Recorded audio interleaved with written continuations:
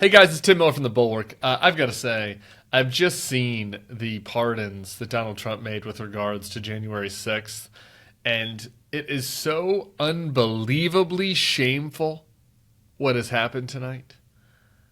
And the fact that Republicans are looking the other way as Donald Trump gives pardons and commutations to people that beat and attacked police officers, to people that plotted against the United States of America. I mean, I expected there to be commutations. I expected some people who behaved badly on January 6th to get out. But this wide-ranging blanket pardon without any pushback from people within his own party, going beyond what his vice presidential nominee, now vice president, J.D. Vance, had said they were going to do just the other week. If you committed violence on that day, obviously you shouldn't be pardoned. It is mind-boggling. I know that Sam Stein and Will Salatin have done a video that you guys should go look at that discusses why this is so important and kind of analyzes these pardons. But to me, I felt like it merited additional outrage. Like, we cannot just sit by and allow this to happen without pushback. Look at what those guys did. I get this, that people are like, well, Trump's back in, so the resistance didn't work. Well, when Joe Biden got into office, from day one, the Republican resistance called him an illegitimate president, attacked him and attacked his family, and went at his administration from the minute that he got in. All right? It worked out for them. So I do not think, I reject the conventional wisdom that the sensible thing to do right now is to wait and see, and engage Trump strategically. No. This should be a moment for widespread outrage. You back the blue, you care about this country, and you are going to be okay with Donald Trump letting these cop attackers free? These people that bloodied our Capitol, they get to be let go while others are left languishing? I want to read you what some of these people did. Actually, I want to start with Enrique Tarrio before I read you about the people on January 6th, because he wasn't even there because of what he did on January 4th. Enrique Tarrio, a leader of the Proud Boys, was actually arrested twice, not just for his behavior on January 6th, but for his behavior on January 4th, when he and a group set fire to a Black Lives Matter banner that they seized from a church, a historic black church. And then he was in a group of Proud Boys who also attacked an African Methodist Episcopal church in Washington, D.C. They had multiple fights. 4 people were stabbed. So this man, you say you're a Christian, you care about cops.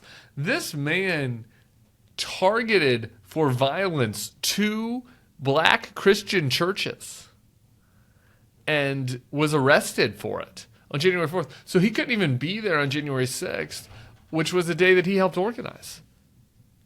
That is what he was arrested again for: seditious conspiracy, for his efforts to organize the attack on the Capitol on January 6th. He had other people that turned on him within the Proud Boys and gave information to the feds about how Enrique Tarrio was an organizer. A man that was a former informant for the FBI, by the way, but then flipped, and was a leader of the Proud Boys, pushing for the effort to overturn the election. Days after, he was part of a group that was arrested for multiple stabbings and a flag burning at a black church. That man was released from prison tonight, according to Ken Delanian, NBC News. Enrique Tarrio is being processed for release from a medium security prison here in Louisiana. He had a 22-year sentence. He's out. You call yourself a Christian? You call yourself a defender of police? And you want this man released from all accountability? Just because he was on Donald Trump's side in the election? Tom Dreisbach did a bunch of the other work for us. He's a NPR investigative correspondent, so shout out to Tom. Here's some of the other people that were pardoned or commuted tonight. David Dempsey was convicted of repeatedly assaulting police officers with pepper spray, a metal crutch, and wooden and metal poles. He was sentenced to 20 years in prison for attacking cops. Daniel Rodriguez was convicted of using a stun gun and plunging it multiple times into Michael Fanone's neck. Peter Schwartz was convicted of wielding a large MK-46 canister and carrying a wooden tire thumper and spraying OC spray at any retreating police officers he could find. Ryan Nichols pled guilty to assaulting officers with pepper spray and yelling, "If you have a weapon, you need to get your weapon." You fucking politicians are gonna get fucking drugged through the streets. Yeah. Because we're not gonna have our fucking shit stolen. Keith Packer stormed the Capitol wearing a Camp Auschwitz sweatshirt. Underneath was another Nazi-themed shirt. These are the people that were let free today. Not as part of like a broad effort for clemency towards people that had served their time and that had shown remorse. These people have been shown remorse. They're just bailed out by Donald Trump because they were on his side of his coup attempt. And not a fucking peep from the blue line crowd, the thin blue line crowd, the Blue Lives Matter, the Republicans on the Hill. It is sickening. And everyone who's associated with this should be ashamed.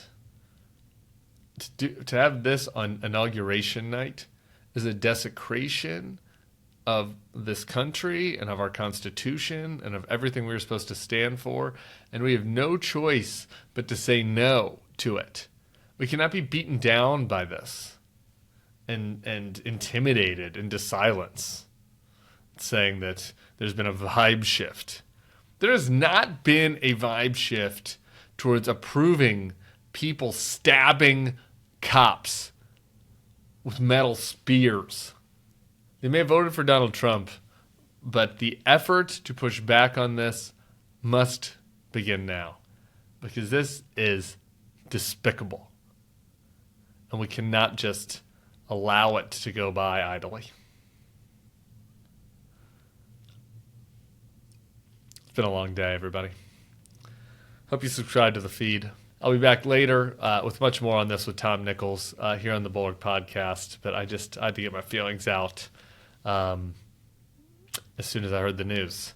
So we'll have much more. Subscribe to the feed. We'll be seeing you all soon.